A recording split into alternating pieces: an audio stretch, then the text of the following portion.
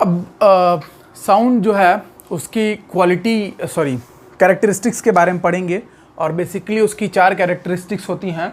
ठीक है, तो 4 कैरेक्टरिस्टिक्स कौन कौन सी होंगी? पहला होगा पिच, तारत्व हिंदी में बोलते हैं, यानी कि जो ध्वनि होंगी उसकी कौन कौन सी विशेषताएं होंगी या गुण होंगे। तो पहला गुण होता है तारत्व यानी कि पिच। दूसरा होता है लाउडनेस यानी कि प्रबलता। ठीक है, लाउडनेस यानी प्रबलता। और तीसरा है आपका क्वालिटी यानी कि गुणता। और चौथा आता है इंटेंसिटी यानी कि तीव्रता, ध्वनि की तीव्रता। पहला टॉपिक हम पढ़ने जा रहे हैं आज। तो पहला जो है वो है पिच, इसको बोलते हैं तारत्व। ठीक, ये बेसिकली टोटली फ्रीक्वेंसी पे डिपेंड करता है कि जो साउंड है, जो सोर्स जहाँ से वो निकल रहा है, तो उस साउंड की फ्रीक्वेंसी क्या है उसके अकॉर्डिंग हम इस पिच को डिफाइन कर पाते हैं। ठीक है, तो अब मैं आपको 2 ग्राफ के द्वारा समझाऊंगा। डिफिनीशन सिंपल अगर देखा जाए तो लिखा है pitch is characteristics of sound, ठीक है, which helps in differentiate between shrill sound and flat sound. मतलब जो तारत्व है, मोटी और पतली आवाज जो होती है, यानी कि जो ध्वनि होगी मोटी और पतली, उन दोनों के बीच में फर्क करना, जिसके आधार पर हम कर पाते हैं ध्वनि के उस गुण को हम पिच कहते हैं, तारत्व कहते हैं। कि कौन आवाज मोटा है पतला है, जैसे मेरा साउंड है वो ज़्यादा वाइब्रेटिव है, मतलब मोटा है, और यहीं कोई लड़की पढ़ाएंगी कि मतलब कोई महोदया पढ़ाएंगी तो पतली आवाज़ जाएगी, मतलब पतली आवाज़ जाएगी, मैं निकाल तो पाऊंगा नहीं आवाज़, सॉरी। हाँ, तो अब मैं उसको अब ग्राफ के द्वारा समझाता हूँ कि किस तरीके से फ्रीक्वेंसी पे डिपेंड करता है। ठीक है, फ्लैट साउंड के लिए और एक बना रहे हैं हम लोग श्रिल साउंड के लिए, फ्लैट और डल साउंड के लिए और एक श्रिल साउंड के लिए।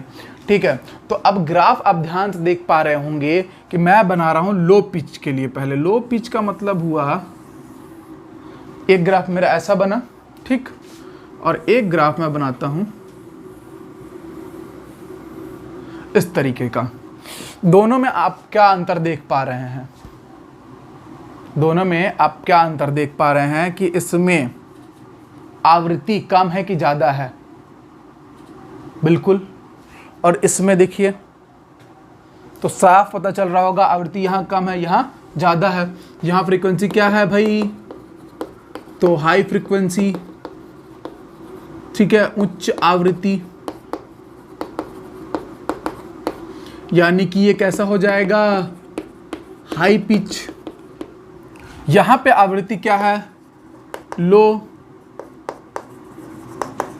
फ्रीक्वेंसी, यानी कि निम्न आवृत्ति। हम ग्राफ में यही देख पाएंगे ना, यानी कि ये कैसा साउंड है? Low pitch sound. तो जहां लो पिच साउंड होगा वो फ्लैट होगा, यानी कि मोटा होगा, और जहां फ्रीक्वेंसी हाई होगी वो होगा श्रिल, यानी कि तीखा, या कह सकते हो तीखा, मैं बोल रहा हूं, वैसे बोलना चाहिए, ठीक है, पतला। ठीक, अब हाई पिच जो है वो उसका एग्जाम्पल कौन हो सकता है? आपको बस ये याद रखना है कि पिच हाई तो फ्रीक्वेंसी हाई, फ्रीक्वेंसी हाई तो पिच हाई। अब आपको इसके एग्जाम्पल्स को देखना है कि भाई एग्जाम्पल कौन कौन हो सकता है इसका, और एग्जाम्पल कौन कौन हो सकता है इसका। ठीक, तो एग्जाम्पल कौन कौन हो सकता है मैं बता दूं कि फ्लैट जो है ये इसका एग्जाम्पल मैं खुद हूं, और अगर कोई महोदय देख रहे होंगे तो वो होंगे मतलब मैन, आदमी। ठीक है, और इसकी एग्जाम्पल बेस्ट हैं वुमेन, यानी कोई महोदया या कोई देवी जी। ठीक, इसके अलावा लायन, शेर, फ्लैट, और इसकी फ्रीक्वेंसी की जो रेंज है वो हम लोग 140 हर्ट्ज तक मानते हैं इस केस के लिए। और यहाँ पे सीधे हम डबल दे देते हैं इनको, क्योंकि भाई पंगा कौन लेगा लड़कियों से। ठीक है, एक्स वोमेन, अरे यार एग्जाम्पल लिख देते हैं, नहीं तो एक्स का मतलब कुछ गौर समझ लीजिएगा आप लोग। ठीक है, वोमेन। और इसके अलावा हम यहाँ पे अच्छा एग्जाम्पल देना चाहेंगे मॉस्किटो, बदमाशी सूझ रहा है, मतलब मच्छर। तो मच्छर की आवाज़ और औरत की आवाज़ आप याद रखिएगा, हाई फ्रीक्वेंसी और हाई पिच वाली है, और लो पिच और लो फ्रीक्वेंसी कौन होगा? मैन होगा, लायन होगा। ठीक है, तो इस तरीके से पिच को आपने बड़े अच्छे से समझ पाया होगा, मैं उम्मीद करता हूं। तो अगला जो कैरेक्टरिस्टिक्स है वो है लाउडनेस। लाउडनेस अगला जो क्वालिटी है सॉरी कैरेक्टरिस्टिक्स है साउंड का, वो है लाउडनेस यानी कि प्रबलता। तो प्रबलता मैं आपको ग्राफ के द्वारा समझा रहा हूँ, आप लोग एकदम अच्छे से समझिएगा और याद भी रखिएगा। मैं एक ही लाइन पे दोनों ग्राफ भी बना रहा हूँ, मैंने नोट्स में भी ऐसा ही कोशिश किया है बनाने का।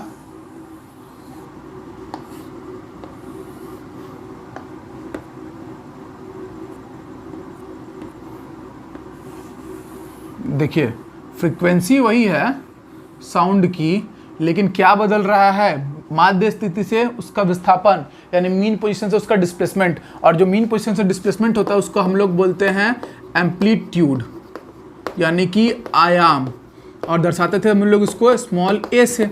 ठीक, सब लोग याद। देखिए मैं इतना डिटेल में इसलिए बता रहा हूँ ना कि इसके क्वेश्चंस ऑब्जेक्टिव आएंगे और थियोरेटिकल ही आएंगे, और बड़े घुमा के आते हैं, आपको आसानी से नहीं पूछ देगा कि एकदम आप आइए ले लीजिए टिक मारिए और नौकरी लेके घर जाइए। तो थोड़ा बहुत स्ट्रगल तो करना ही पड़ेगा, तो इसको समझिए। ठीक, इस केस में जो साउंड आएगा हमको वो आएगा सॉफ्ट या फेंट, ठीक है, यानी कि धीमा, क्योंकि इसका आयाम ही नहीं है।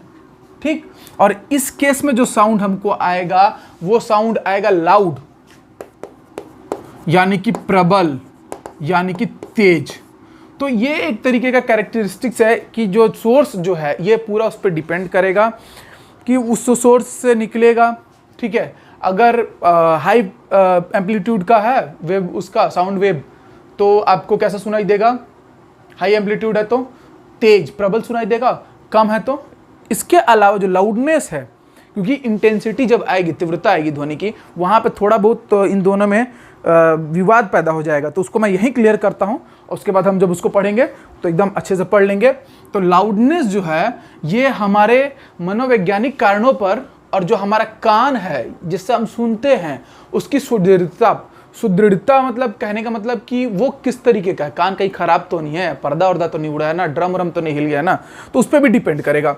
सोर्स से साउंड आया, ठीक है, और वही चीज़ मुझे अच्छी तरीके से सुनाई दे रहा है और किसी और को नहीं सुनाई दे रहा, मतलब उसका कान खराब है। या फिर ऐसा तब भी होता है, या अभी हो भी रहा होगा, वीडियो आप लोगों ने चालू कर दिया होगा और आपका ध्यान कहीं और होगा, किसी और के बारे में सोच रहे होंगे, तो भी आपको मेरी बातें सुनाई, आपको प्रतीत हो रहा होगा, लेकिन आपको मेरी बातें सुनाई नहीं देंगी, या धीरे धीरे धीरे उसका ना जो लाउडनेस है वो कम हो रहा होगा, आप ध्यान कहीं और लेके जा रहे होंगे। तो मनोवैज्ञानिक कारण से, या जो आपकी कान की बनावट है, संरचना है, या फिर उसमें जो प्रॉब्लम है, उनके वजह से भी लाउडनेस पे फर्क आता है। तो ये छोटी मोटी चीज़ें हैं जो आपको याद रखना है। इसका मात्रक फोन या सोन बोलते हैं, कि इसका यूनिट जो है वो फोन या सोन, याद रखिएगा, इंपॉर्टेंट है, एक दो एग्जाम में पूछा है, फोन या सोन। ठीक, PHONE फोन या सोन होता है। अब अगला जो क्वालिटी है वो है क्वालिटी, आप लोग भी बोलेंगे गुणता। तीसरी क्वालिटी है ध्वनि की गुणता, क्वालिटी। और ये बहुत इंपॉर्टेंट है। गुणता जो होता है, गुणता यानी कि क्वालिटी, ये डिस्टिंग्विश करती है दो अनदर सोर्स जो होते हैं उनके बीच में, कि भाई जो ये साउंड आया तो ये कहाँ से आया। तो ये पता लगा पाते हो आप उसके नेचर से, कि जैसे कि भाई बांसुरी की आवाज़ सुनोगे तो मधुर आएगी, ठीक है, अब वही आपको थरिया पीट के सुना देंगे। थरिया पीटने से याद आया, अभी कोरोना टाइम पे देखिए, मजाक का बात नहीं है, सब लोग घर में रहिए, सुरक्षित रहिए, और मान लीजिए गवर्नमेंट लॉकडाउन ख़त्म भी करती है, कुछ चीज़ों पर से प्रतिबंध हटाती है, तो उसको अन्यथा ना लीजिए, फिर भी घर में रहिए, 10-5 दिन और रहिए, घर में पढ़िए, अच्छी अच्छी बुक्स को समय दीजिए। ज़िंदगी में इतना अच्छा दौर, मैं इसको आप पॉजिटिव वे में भी ले सकते हैं। मैं जानता हूँ सबको दिक्कतें हो रही हैं, बहुत लोग दिक्कतों का सामना कर रहे हैं, बट आप किताबों से दोस्ती कीजिए, आप सिलेबस की नहीं तो नॉवेल्स ही पढ़िए, अच्छे अच्छे लोगों की बुक्स पढ़िए, ठीक है। बहुत सारे अमीश त्रिपाठी की अच्छी अच्छी किताबें हैं, मेलुहा के मृत्युंजय वगैरह वगैरह, तो उन सबको पढ़िए। आनंद मठ है, और नहीं भी तो गीता और भी कुछ चीज़ें हैं, तो उनको भी पढ़िए। तो अब हम आते हैं अपने टॉपिक पे, क्वालिटी पे। तो ये क्या करता है कि जो सोर्स होते हैं ना, उनके बीच में डिस्टिंग्विश करता है कि सेम पिच और सेम जो लाउडनेस था, उसके बावजूद भी ये जो कहाँ से आए हैं, ये जो सोर्स है, साउंड है, इसका सोर्स क्या है ये बता पाना। तो ये केवल और केवल हम बता पाते हैं क्वालिटी ऑफ साउंड के बेस पे। ठीक, मतलब दो भिन्न भिन्न जो स्रोत होंगे ध्वनि के, ठीक है, जिनके मतलब जो यंत्र होंगे उनके बीच में हम क्या कर पाते हैं, ध्वनि का अंतर बता पाते हैं, और वो समान तीव्रता के होंगे। तो उसके बावजूद भी हम अंतर बता पा रहे हैं, मतलब किस गुण के आधार पर बता पा रहे हैं, केवल और केवल उसकी गुणता के आधार पर। ठीक है, तो मैं कुछ आपको एक ग्राफ बना के दिखा रहा हूँ कि फ्रीक्वेंसी सेम रहेगी बट सोर्स के कारण उसमें डिस्टरबेंस पैदा होता है, तो आप इस चीज़ को समझ पाएंगे। जैसे ट्यूनिंग फॉर्क है, तो वो सेम फ्रीक्वेंसी में आपको, एक सिंगल फ्रीक्वेंसी में आपको क्या करता है, साउंड जनरेट करता है, तो इसलिए इसको बोलते हैं tone, a single frequency sound. और ये केवल और केवल स्वरित्र या इसी को बोलते हैं ट्यूनिंग फॉर्क, ठीक है, इसके द्वारा उत्पन्न किया जाता है सिंगल फ्रीक्वेंसी साउंड। और सिंगल फ्रीक्वेंसी साउंड मतलब कि जो सिंगल एकल आवृत्ति ध्वनि जो है, सिंगल फ्रीक्वेंसी साउंड, इसको हम लोग बोलते हैं टोन।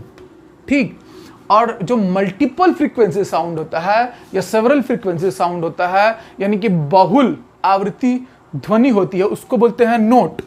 तो वो कैसे होगा, वो मैं आपको यहाँ बना के दिखाता हूँ। सो वायलिन है ना, तो इसी फ्रीक्वेंसी पे काम करेगा, लेकिन ऐसे ऐसे ऐसे ऐसे ऐसे ऐसे ऐसे देख रहे हैं आप लोग, ठीक है, वो भी प्यारा लगता है सुनने में, जो वायलिन वगैरह से निकला हुआ है। तो इसको हम लोग बोलते हैं सेवरल फ्रीक्वेंसी साउंड, यानी कि बहुल फ्रीक्वेंसी साउंड, और इसको नाम दिया जाता है नोट का। तो नोट और टोन ये दोनों भी आप लोगों ने जान लिया। तो इसका एग्जाम्पल है ओनली वन, स्वरित्र, और इसका वायलिन, पियानो, ठीक है, इस तरीके का। तो अब अगला जो टॉपिक है बड़ा इंपॉर्टेंट है और मोस्टली क्वेश्चन उसी से आएगा। चौथा कैरेक्टरिस्टिक्स है साउंड का, वो है इंटेंसिटी ऑफ साउंड, ध्वनि की तीव्रता।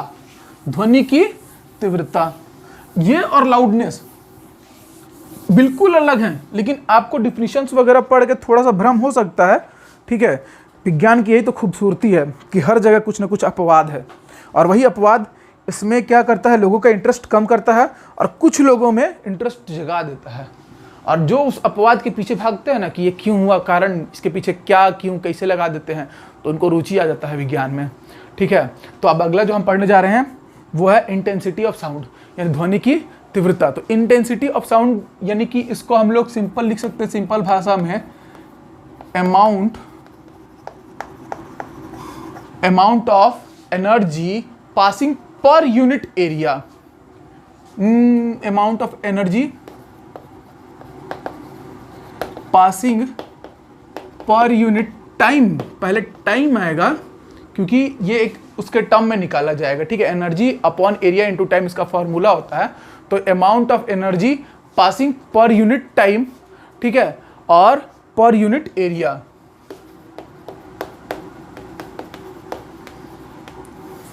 यानी कि सिंपल सा बात है, ऊपर आ जाएगा कौन सा, फिजिकल क्वांटिटी एनर्जी, नीचे कौन कौन आएगा, टाइम इनटू एरिया। अच्छा, एनर्जी ऊर्जा और समय, ऊर्जा और समय जब एक जगह आते हैं तो इनके बदले में हम लोग कौन सी एक राशि लेके आ सकते हैं, पावर है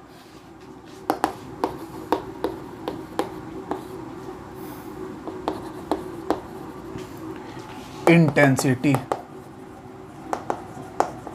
यानी कि जो तीव्रता है वो ऊर्जा बटे समय गुणा क्षेत्रफल या शक्ति बटा क्षेत्रफल भी आप ले सकते हैं। ठीक, इसका यूनिट क्या होता है, तो इसका यूनिट होता है बेल। अब आप लोग बोलेंगे कि सर क्या आप बता रहे हो, बेल तो बहुत लोग सुने होंगे इस चीज को। ठीक है, तो इसका यूनिट होता है बेल, या आप लोग बोल सकते हो वाट पर मीटर स्क्वायर, एरिया के लिए मीटर स्क्वायर, पावर के लिए वाट। ठीक, अब ये जो बेल होता है, एक जो बेल होता है वो 10 डेसिबल के बराबर होता है, और इसी डेसिबल को आप लोगों ने सुना है और पढ़ा है। ठीक है, तो डेसिबल भी यूनिट होता है साउंड का, बट बेल होता है। ठीक है, और अगर मान लो एग्जाम में बेल नहीं आया, डेसिबल आया है, तो आप जनरली डेसिबल पे ही टिक करोगे कि जो ध्वनि की तीव्रता है, ध्वनि की तीव्रता है उसका मात्रक होगा डेसिबल। हिंदी में भी इसको डेसिबल ही बोलते हैं।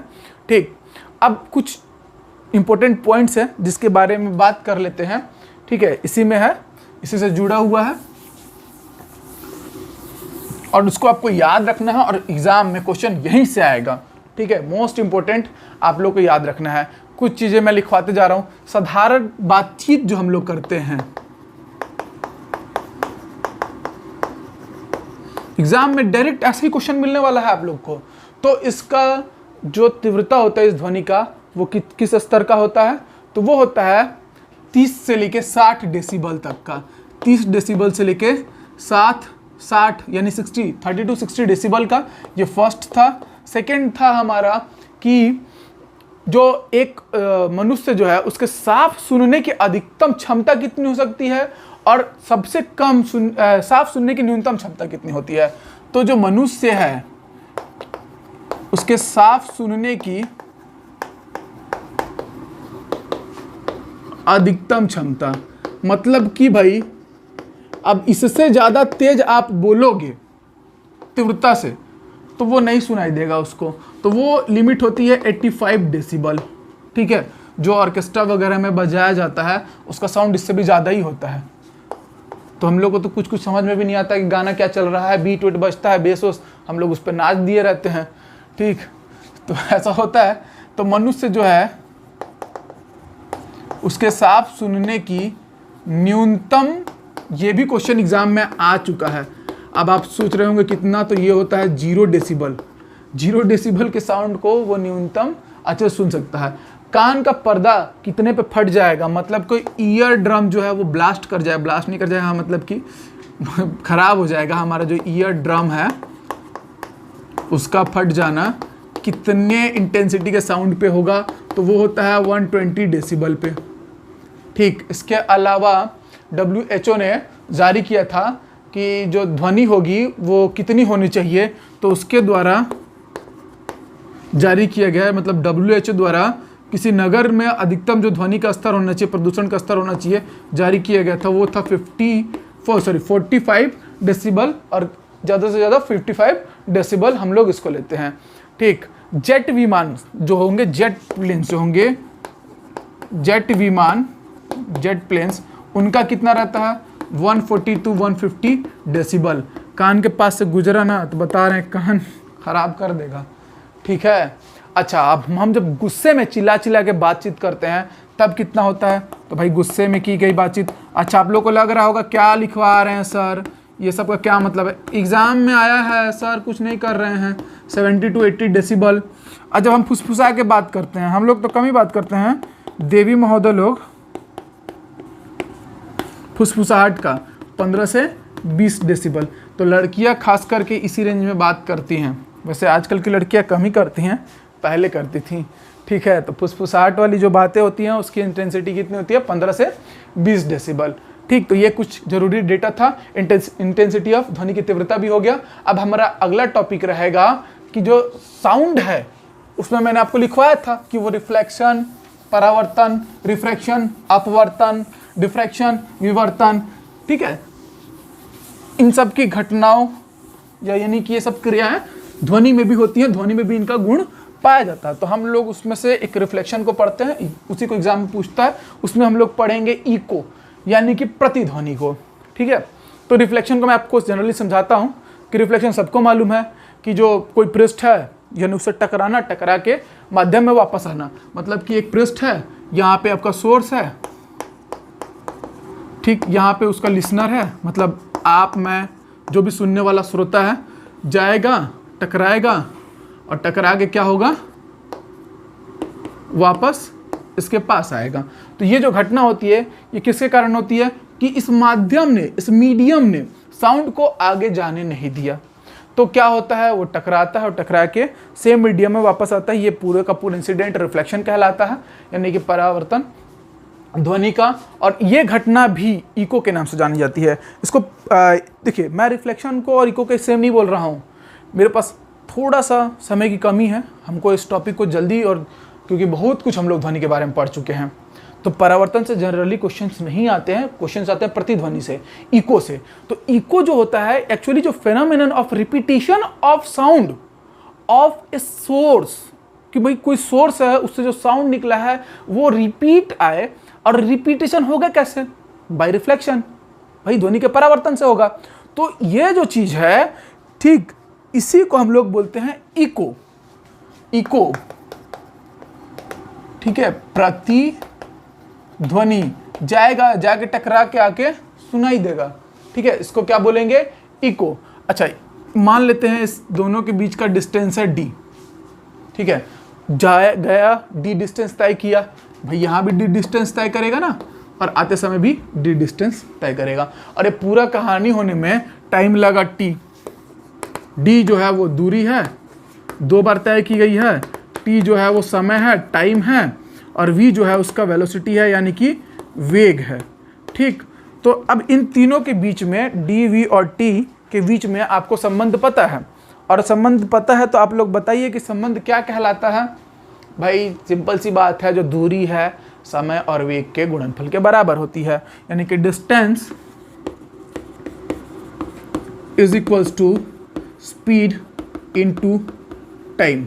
अब यहाँ जो डिस्टेंस है, मैंने आप लोग को क्लियरली बताया कि d जा रहा है, आ रहा है, तो d और d 2d equals to v into T. तो अगर केवल v निकालना होगा तो 2d अपॉन टी, और यही फॉर्मूला सोनार में भी यूज होगा, ठीक है,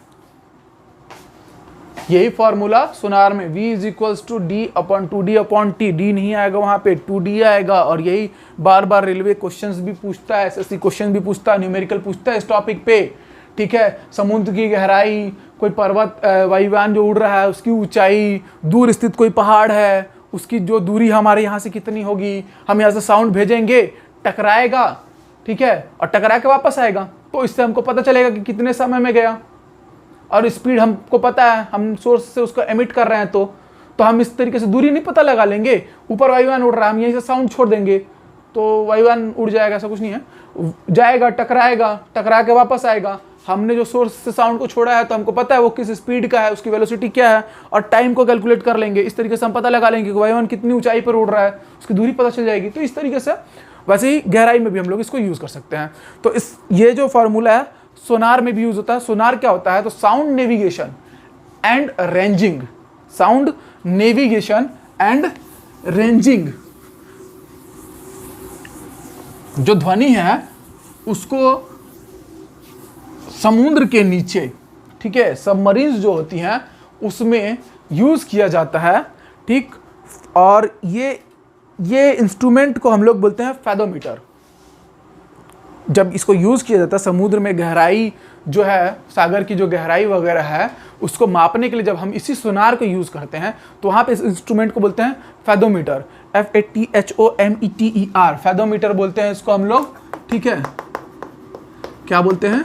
फैदोमीटर। ये याद रखिएगा आप लोग, मैंने एक्स्ट्रा ऐसा बता दिया, बहुत बार एग्जाम में पूछा है, सागर की गहराई मापने के लिए ये यंत्र यूज होता है, तो एक्चुअल में वो सोनार ही रहता है। अब सोनार जो है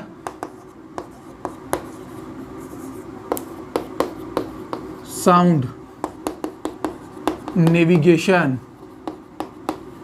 ए से होगा एंड, और इससे होगा ranging. Sound navigation and ranging, formula वही यूज होना है भाई, कि जो v इज इक्वल्स टू है 2d अपॉन टी, बट यहाँ d फाइंड करना रहता है, तो आप ध्यान दोगे तो ये हो जाएगा vt divided by 2, distance, velocity into time divided by 2, ठीक है। तो सोनार का उपयोग करके हम लोग क्या करते हैं? सागर की गहराई को मापते हैं, ठीक। अच्छा, पानी के जहाज, पनडुब्बी, जो सबमरीन्स वगैरह होती है, अच्छा बेसिकली किस पे काम करेगा? मैं किसका जिक्र किया था शुरू में इको के लिए? परावर्तन यानी रिफ्लेक्शन, लॉ ऑफ रिफ्लेक्शन पे, लॉ ऑफ रिफ्लेक्शन पे ये डिपेंड करेगा। तो इस तरीके से हमारा सोनार का भी टॉपिक कवर होता है। आपको बस इतना ही याद रखना है सोनार में, और वही सोनार जब समुद्र की गहराई को मापने के लिए यूज किया जाएगा तो फैदोमीटर कहलाएगा। अगला जो टॉपिक है हमारा आज का सोनार के बाद से, वो हम पढ़ने जा रहे हैं कि जो रेंज है फ्रीक्वेंसी की साउंड के लिए वो क्या क्या होगी। मतलब बेसिकली 3 चीज़ों में इसको डिवाइड किया गया है। एक को बोलते हैं अपश्रव्य, जिसको हम नहीं सुन सकते, मतलब मनुष्य जाति नहीं सुन सकती। फिर होता है श्रव्य, जिसे हम सुन सकते हैं, पूरी मनुष्य जाति सुन सकती है। और तीसरा होता है पराश्रव्य, जिसको भी हम नहीं सुन सकते, ठीक है। पहले को बोलते हैं इंफ्रासाउंड, दूसरे को बोलते हैं ऑडिबल साउंड और तीसरे को बोलते हैं अल्ट्रासाउंड।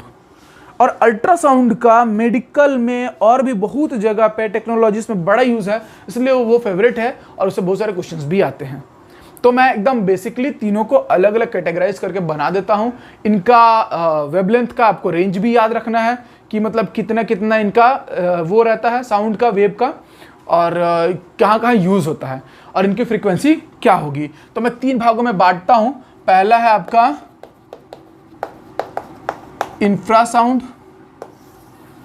दूसरा है ऑडिबल साउंड और तीसरा है अल्ट्रासाउंड। ये बड़ा इंपॉर्टेंट है अल्ट्रासाउंड, ठीक है। पराश्रव्य, श्रव्य और अपश्रव्य। इसकी जो आवृत्ति होती है यानी कि जो फ्रीक्वेंसी होती है वो 20 हर्ट्ज से लेकर 20,000 हर्ट्ज या 20 kHz भी लिखा रहता है, मतलब 20 किलो हर्ट्ज तक होता है। पहले हम इसको पढ़ लेते हैं, ठीक। और यही वो आवृत्ति है जिसको मनुष्य सुन सकता है। क्या कर सकता है? मनुष्य सुन सकता है, इंसान सुन सकता है, बाकी दोनों को मनुष्य नहीं सुन सकता, ठीक। तो अब इसकी आवृत्ति, तो इसकी आवृत्ति होती है लेस देन 20 हर्ट्ज, यानी कि इसकी आवृत्ति जो होगी, फ्रीक्वेंसी जो होगी वो 20 हर्ट्ज से भी क्या होगी? कम होगी। और इसकी क्या होगी? आपको बस ये याद रखना था कि भाई इसकी फ्रीक्वेंसी क्या होगी? मोर देन 20,000 हर्ट्ज, ठीक है। आवृत्ति इसकी 20,000 हर्ट्ज यानी 20 किलो हर्ट्ज से ज्यादा होगी। आवृत्ति के आधार पर मैंने तीनों का वर्गीकरण आपको बताया। अब इसके बाद आप जान लीजिए इनका क्रम। तो 17 mm, मैं क्या लिखवा रहा हूं मैं बता रहा हूं आपको। 17 mm ये होगा आपका 17 mm टू 17 मीटर और ये होगा एबव 70 मीटर पराश्रव्य के लिए, ठीक है। ये इनका वेवलेंथ है जिससे आप जान पाएंगे बिलो 17 mm, ठीक। इसी के जैसे ये 17 mm टू 17 मीटर, मिलीमीटर से लेके मीटर तक का जो तरंग दैर्घ्य है वो ऑडिबल का होता है। बिलो 17 mm ये होता है आपका इंफ्रासाउंड का और एबव 17 मीटर ये होता है आपका अल्ट्रासाउंड का। इंफ्रासाउंड के बारे में मैं आपको बता दूं कि इंफ्रासाउंड कौन सुन सकता है, तो इसके बारे में जानिए कि इसको सुन सकता है या कहाँ कहाँ ये साउंड वो होता है। तो भूकंप का जो साउंड होता है वो होता है आपका इंफ्रासाउंड। मैं यहाँ लिख भी देता हूँ, अर्थक्वेक्स, भूकंप सुन पा रहे होंगे। अगर मान लीजिए आपको क्लियर ना दिख रहा हो छोटा लिखने की वजह से, मेरे छोटा लिखने की वजह से, तो ठीक है। और राइनोसोर्स, यानी कि राइनोसोर्स को क्या बोलते हैं? गेंडा, ठीक है। तो उसका भी आता है इसमें नाम, राइनोज का। फिर इसके बाद राइनो, उसके बाद एलिफेंट, और एलिफेंट के साथ साथ इसमें आता है हमारे बॉडी ऑर्गन्स का साउंड, जैसे दिल की धड़कन। मतलब बहुत गौर करिएगा तो सुन पाते हैं आप, ऐसे इजीली नहीं सुन पाते हैं साफ साफ। तो जो हमारे बॉडी ऑर्गन्स हैं उनके पास भी अपना साउंड है, भाई ब्लड फ्लो हो रहा है तो वो किस में आएगा? इंफ्रासाउंड में आएगा। तो आपका क्या आया? एलिफेंट आया, भूकंप आया, राइनोसोर्स आया और व्हेल मछली और बॉडी ऑर्गन्स,